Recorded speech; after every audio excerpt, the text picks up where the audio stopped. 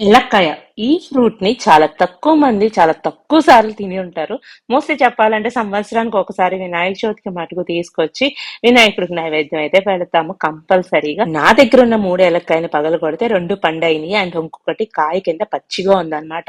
పండిన వాటిల్లో కొంచెం ఉప్పు బెల్లం వేసి బాగా మెరిపి పచ్చడి కింద చేశాను. కమ్మటి పెరుగన్నంలోకి అయితే ఈ తీయని ఏలక్కాయ పచ్చడి సూపర్ కాంబినేషన్. తర్వాత పచ్చిగా ఉందన్నాను కదా, పచ్చి ఏలక్కాయ చాలా బెనిఫిషియల్ అండి మన హెల్త్ కి, డైజెషన్ కి అయితే చాలా బాగుంటుంది అండ్ స్కిన్ ప్రాబ్లమ్స్ కి, ఇమ్యూనిటీకి ఈ ఎలగపండు ఏలక్కాయ చాలా బెనిఫిషియల్. సో నేనైతే ఈ ఏలక్కాయ తోటి కొంచెం పెరుగు పచ్చడి కింద చేద్దామని అనుకుంటున్నాను. దానికోసం కొన్ని మెంతులు, ఆవాలు, ఎండుమిరపకాయ, కొత్తిమీర వేసి మిక్సీ చేసి దాన్ని తర్వాత ఏలక్కాయ కూడా వేసి మిక్సీ చేసి పెరుగులో కలిపి తర్వాత పోపు పెట్టుకుని దాంట్లో ఉల్లిపాయ పచ్చిమిరపకాయలు కూడా వేసి వేగించుకొని పెరుగు పచ్చడిలో కలుపుకోవడమే. పెరుగు పచ్చడి ఏమో కొంచెం వగరుగా పుల్లగా ఉంది అండ్ తీపి పచ్చడి అయితే అద్భుతంగా ఉంది.